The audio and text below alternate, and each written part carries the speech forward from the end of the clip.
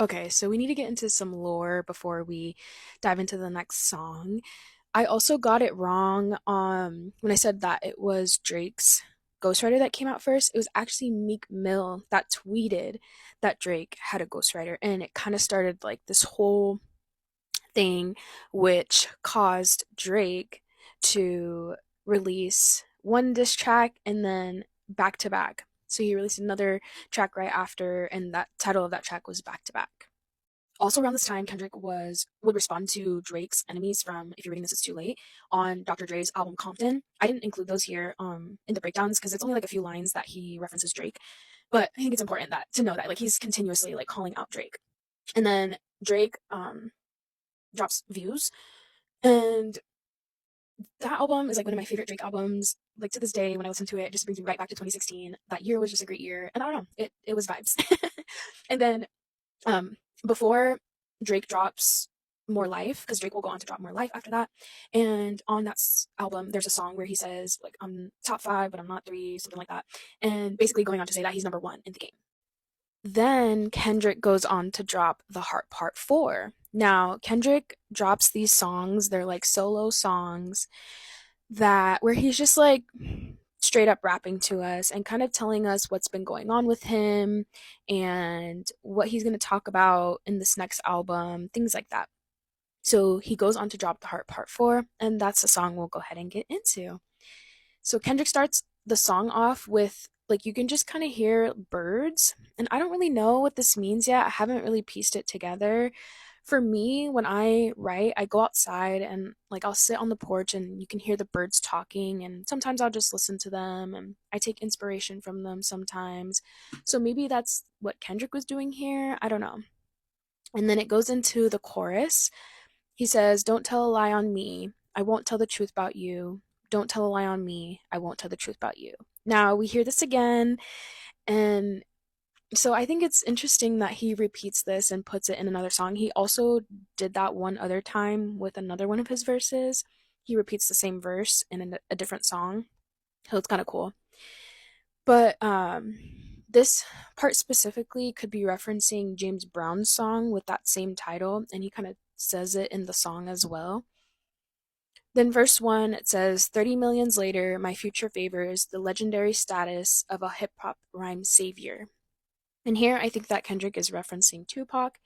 He's talking about his career and how it kind of resembles Tupac's career because he's out to do the same thing, you know.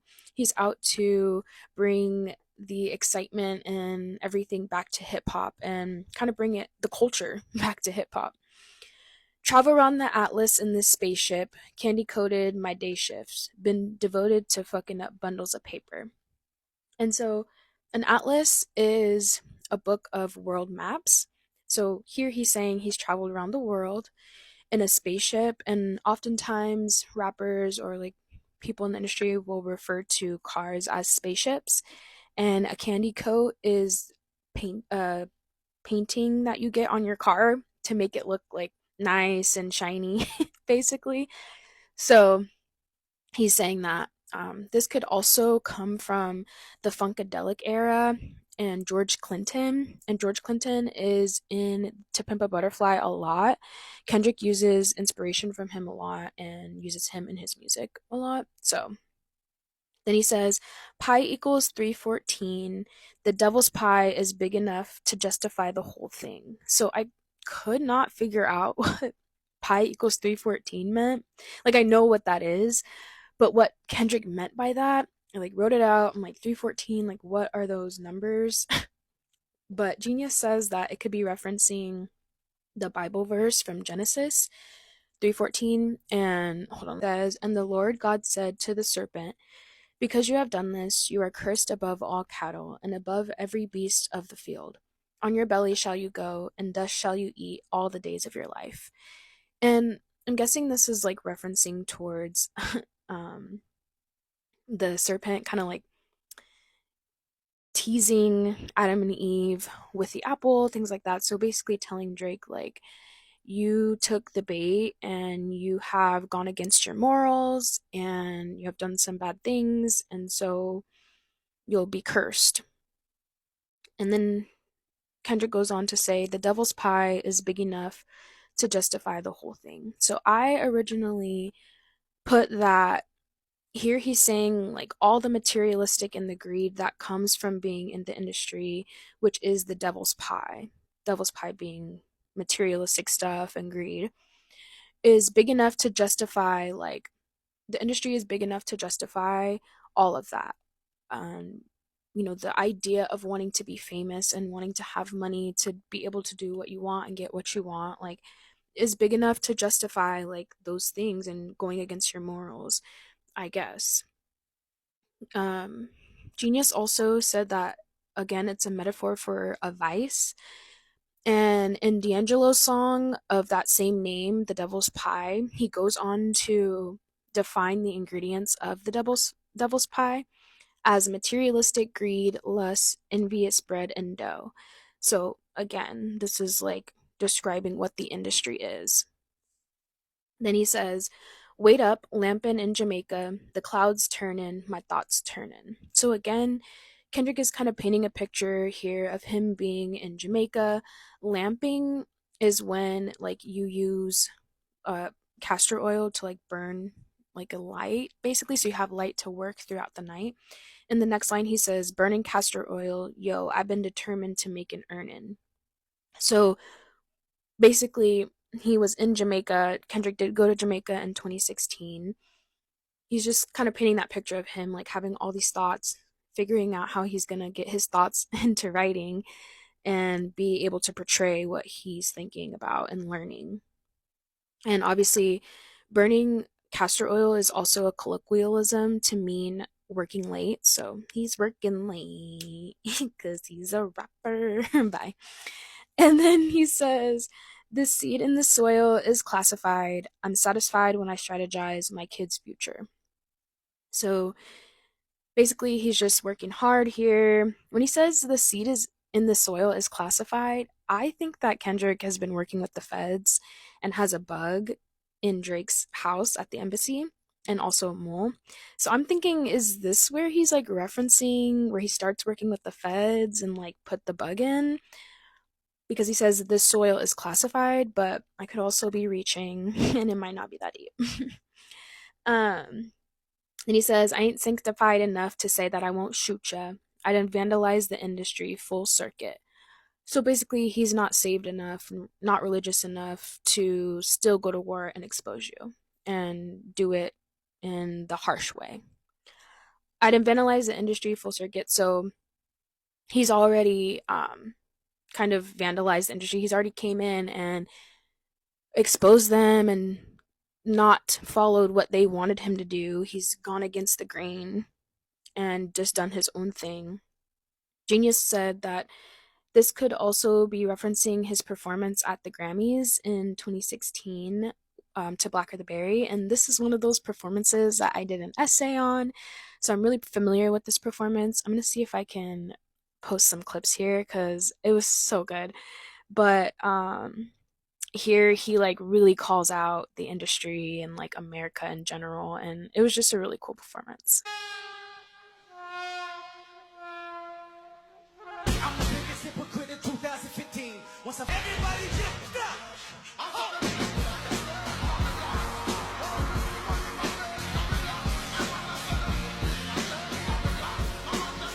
So Kendrick says the earthiest slash thirstiest and versus this scum of a land that transcend two surfaces.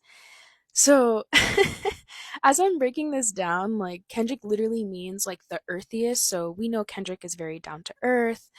And then slash thirstiest. So he's also, even though he's down to earth and like chill, he's also really thirsty and hungry for money.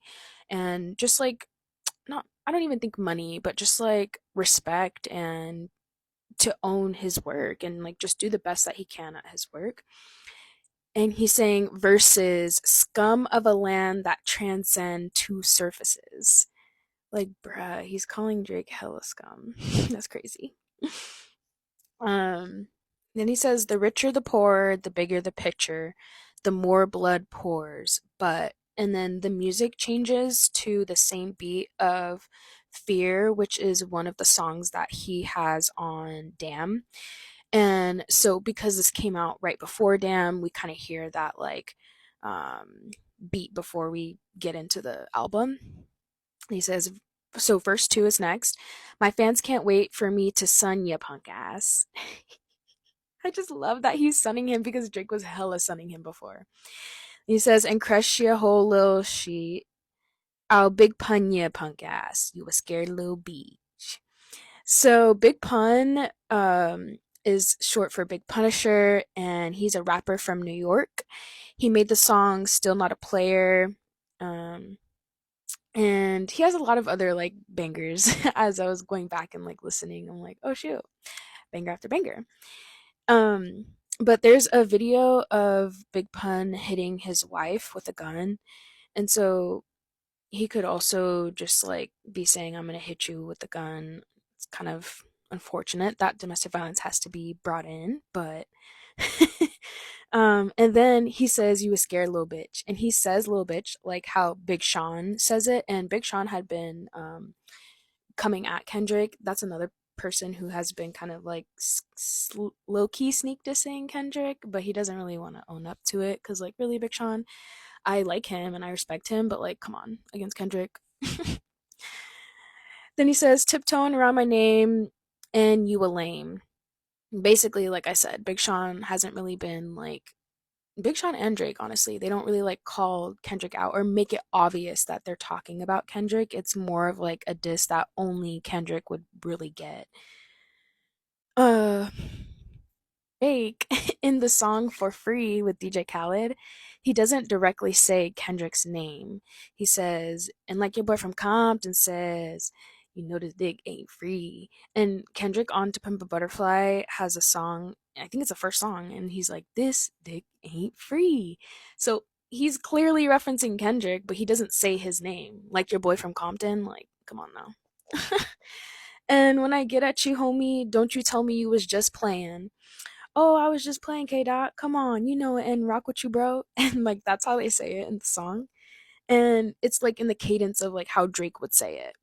And I think it's really interesting that he includes this because around this time that like all this stuff was happening, Drake kept trying to like make amends with Kendrick. Like he would like go on to post a picture that he had with them from back when they toured together and like would say like, "Oh yeah, I respect him," and try to like make up with Kendrick, but Kendrick's like, "Nah. I see the fakeness, you know." And he says, "Shut the f up. You sound like the last N I know." And Kendrick, Genius said that this, I guess Jay Electronica was also another person that Kendrick called out on the Control verse, but had been dissing Kendrick, and then Absol dissed Jay back, and then Jay kind of backtracked and was like, "Oh, like I didn't mean to come at him, blah blah blah." So that's what Kendrick is saying. You sound like him, like kind of backtracking and not trying to get into this mess. Then the beat changes again. He says, might end up like the last N I know. Oh, you don't want to clash? And I know. I put my foot on the gas, head on the floor, hopping out before the vehicle crash. I'm on a roll. So basically he's saying like we're going into this. Yelling 1, 2, 3, 4, 5. I am the greatest rapper alive. So again, he's referencing Galchester is a song that Drake had on More Life, where he says like I'm top five, blah blah blah. And also on March 31st, 2017, Kendrick tweeted Mr. 1 through 5. So he goes on to say, so damn great, MFer, I've died. What you hear now is a paranormal vibe. So going back to the theory that I mentioned on the breakdown of Buried Alive, all the way at the beginning of him killing off like a version of himself, he's saying like, I died in the beginning. This is what you're hearing now is a paranormal vibe. I think also, because Kendrick will also go on to like mention that he sees ghosts. I see dead people. And so I think that Kendrick has a really spiritual side of him. Obviously, he's constantly referencing spiritual things, and not even just religious things, but spiritual things. And I think that he has some abilities to just connect with the other world and spirits, and he may be clairaudient, or I think that's what it's called. Um, and I only say that because I've experienced that, and I don't talk about it on here because it's kind of scary, but it's interesting to say the least. But like, you do get like messages, like downloads. And I feel like that's what Kendrick is trying to tell us here. Like, this is a paranormal vibe. This is these messages that you're hearing from the ancestors. House on the hill, house on the beach, and a condo in Compton, I'm still in reach in. So, going back to what I had mentioned earlier, now we see that Kendrick does have still a house in the hood, or a condo in Compton, but he's also, in the hills, like away from everybody. Obviously, when you get to that level, you can't really stay in, that neighborhood. You kind of have to move to get that like privacy that Kendrick really needs, which is another thing that I think why he may be on the spectrum. I'm fresh out the water. I'm still about to breach, and the 5 foot giant woke up out of his sleep, and so we know that Kendrick is really short, and I love that he like kind of takes that and he's like, yeah, I'm 5 feet, but I'm a giant because of what I bring to the table. And then also, oh, I had a note here for the house on the hill, house on the beach. Basically, he's letting Drake know that, I might not live in the hood, but I can still go back there. And I see you trying to come to my hood, so chill out. So, finishing off that verse, he says, Mo bars, no peers, no scars, no fear. Fuck y'all, sincere. So, that's pretty self explanatory. He's going to bring you more bars, no peers on it, no, features, things like that. No scars, no fear. He's like, I'm ready. I'm ready to expose. I heard the whispers. I curved the whispers. You know what the risk is. Earth and ditches, your bodies revert into stiffness.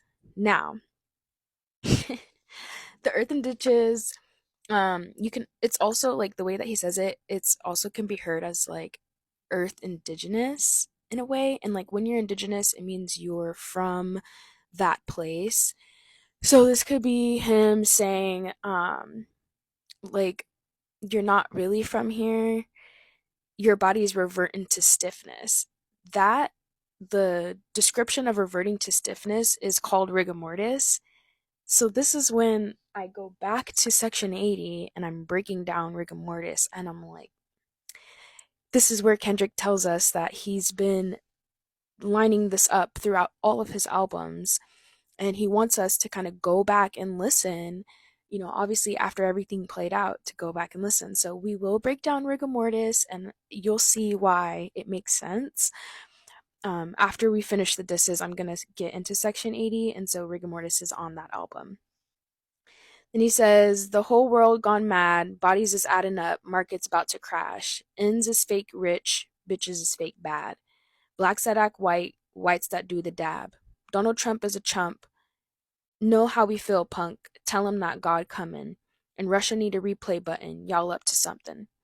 So Kendrick is, again, straight up calling out America. He knew that things weren't right. He knew that things were a little iffy with the election. And obviously, as we found out through court cases, yeah. Then he says electoral votes look like memorial votes. So here, Jeannie's kind of helped me break this down a little bit more because I understood it, but I didn't understand how to break it down. They said electoral votes led to death of democracy. That makes sense. Electoral votes look like memorial votes. But America's truth ain't ignoring the votes. It's blasphemy. How many gon' blasphemy? I prophesized on my last song, and you laughed at me. So in Mortal Man, on To Pimp a Butterfly, the last song on that album, is it on that album? I don't know why I always think it's on Good Kid, Mad City, but I think it's on To Pimp a Butterfly. He asks, when shit hit the fan, is you still a fan? And on that song, like, he shares like an interview that he had with Tupac, or like, I don't know if it's an interview or if he just like sat down and talked with him, or if it's like I think that's what it was. Or like words that maybe messages that he was getting from him in the afterlife. I don't know. Um, but basically he's saying I prophesied and y'all didn't listen. You just laughed at me. So I'll do more. But when the shit get brackin', don't you ask for me. How many leaders gonna tell the truth after me? G Malone, big bro, kudos to him. G Malone is a rapper from LA. I was two O's from an M, trying to be as big as M. So here he's like two O's from an M is 10,000, and it's 10,000 hours you need supposedly to perfect a skill. So he's saying, I was two O's from an M. I was sitting here trying to perfect my skill. I was trying to be as big as Eminem. He says M, but referencing Eminem. 30 millions later, my future favors the legendary status of a hip hop rhyme savior. Again, he says that, referencing Tupac. Salmon and capers, fame and lawsuits. You looking at me in chucks. I'm looking at y'all suits. So basically, like, although there's all this fancy stuff and you're wearing these suits, I'm over here in my chucks looking at y'all like y'all are fake. And then I have a little note at the top. By the end of all of this, Kendrick is telling us to go back and listen to his music. Remember in the like few songs before, he says read slow and you'll find gold mines in these lines and poetic justice. Like he's telling us to go back through his music. Next part, he says, me and Top Dog playing rock, paper, scissors in court. And there was actually a picture that Top released on March 24th, which is the day after this song dropped, of them in court playing rock, paper, scissors. A real hustler lose money just to go get some more. I said it's like that. Dropped one classic, came right back. Another classic, right back. So his first classic, Good Kid, came back with another classic, To Pimp a Butterfly. My next album, the whole industry on an ice pack. And the album he'll go on to drop after this would be Damn and Baby. He definitely called people out on there. With TOC, you see the flames in my EYE's eyes. It's not a game. And the whole world is going mad, daddy. It's sad, daddy. Here I put, does daddy equal Lucian? I don't know. But he also says daddy in like a British accent. And Drake is, we know, like always using that accent. And he's kind of like obsessed with British culture. But also, him saying it in the British accent reminded me of Veruca Salt from Charlie and the Chocolate Factory. And she's always asking her daddy for some money or like for what she wants. And she says it like that, like, Daddy, my only advice, go and get you a bag, Daddy. Lee Baca on trial trying to portray a boxer. So, my bad. So Lee Baca was an LA sheriff that was prosecuted for interfering. Oh, he was prosecuted for obstruction of justice for interfering in an investigation of him beating an inmate. So the next line he says, Lee Baca on trial trying to portray a boxer beating up on my ends while the COs watch him. Tables turn, lesson learned, my best look. So Drake, when he says that part, Drake kind of raps like that in Pound Cake, and he like resembles the way that Kendrick says it, like resembles that. He says, "You jumped sides on me, now you about to meet Westbrook." Here he's talking about, okay, let's finally finish this up. I still want to add some clips, but I'm not going to add as many, just so you guys can hear this one specific part that we'll get into. So, following up or piggybacking off of what I was saying on the last part, when he says, you jump sides on me, now you about to meet Westbrook, he's referencing Russell Westbrook and Katie. Katie and Russell Westbrook used to work. They used to play on OKC together, and for like about 8 years, I think. And then Katie left OKC to go play for the Golden State Warriors. So Kendrick is saying, you jump sides on me, like you're not the same. Go celebrate with your team and let victory vouch you. Just know the next game you played, I might slap the shit out of you. And this is a reference towards Element that will be on the Damn album. Remember, we don't know that during this time because this was dropped before Damn. But on Element, he says, if I gotta sup a pussy, I'm gonna make it look sexy. And then he says, technical foul, I'm flagrant, I'm foul. They throwing me out, you throw in the towel. Look at the crowd, they, nah, I don't like that. And then he like crumples up paper. Look at my smile, I'm smirking. Calm, but urgent. And then he crumples up the paper again. He says, that ain't my style, fuck. So many verses you live in denial, fuck. So many verses I never run out, what? And then it kind of like cuts to like silence, and there's a girl's voice, and the girl is Kayla Duckworth, which is his sister, and she says, you making him nervous, the music is loud. And this is a reference towards an incident that happened when Kendrick was first born, and he said in an interview that on the way home from the hospital, his dad was bumping, let me get the Big Daddy Kane specifically. And his mom said that you making him, well, he didn't say you make him nervous, but she said, like, can you turn the music down? It's too loud.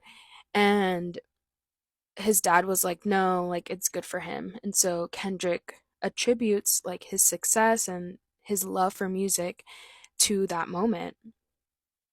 And then he says, "Ho, Jay Z, Hall of Fame, sit your punk ass down." So, Drake calls out Jay Z in Summer 16. He says, "I used to want to be Rockefeller, then I turned into Jay." And then he also mentions Hall of Fame and on Grammys. He says, Hall of Fame, like I'm shirt off, like I'm shirt off." And then he goes, top five, top five, top five. So Kendrick is kind of saying like you're not Jay-Z, like you're not as big as him because you don't have the same like culture and background that Jay-Z has, that actually like is an artist. You know, we know that Drake is constantly stealing people's flows and stuff, including Jay-Z's. And then he says, sit your punk ass down. So that means you ain't bigger than rapping. What else? So that means no more playing the back scenes. What else? My spot is solidified if you ask me. What else? So this is said in a similar way that Jay-Z says it on I Got the Keys. That I got that from Genius. And then Genius also said when Drake was like battling the ghostwriter allegations, 40 came out and said that because Drake does like a different genre of music, like he goes beyond the genre of rap, it's normal to have co-writing techniques. Like this is not co-writing, babes. This is literally you taking full flows, bar for bar raps. Anyways, then he says, my name is identified as that king. I'll let y'all worry about a list. I'm on some other shit. A difference between accomplishments and astonishments. So, accomplishments is something that you work hard for, you know, and you get rewarded for, whereas astonishments comes as a surprise. It's a surprise, or it was handed at you. So, there's a difference between working for something and succeeding, and then just kind of being handed something and like your fame kind of coming as a surprise. You know what time it is, Annie up. This is in forever. Y'all got till April the 7th to get y'all shit together. So, and to ante up, it's used in poker, and it's when like everybody has to put their like contributions into the pot. So he's basically saying like y'all better get all your contributions ready because I'm about to, you know, put y'all out there. And on Damn, he definitely does. It's line where he says, y'all got till April 7th to get y'all ish together. It's also said in the same way, or like kind of like a reference towards Jay Z's closing line from his 2006 post retirement single, Show Me What You Got. And specifically, he says, get the F out the throne, you clone. The king's back. You got less than 2 months to get y'all ish together, or to get y'all things together. And you know, Kendrick mentions Jay-Z earlier in this like little verse. So he's kind of calling that back. But yeah, that's the end of the Heart Part 4. I'm sorry it took so long. I did not think they were going to mute me. So I was like, yes, we got a whole full series out. So I'm sorry. And like I said, the next few songs have videos with them. So I also want to break down those videos. So yeah.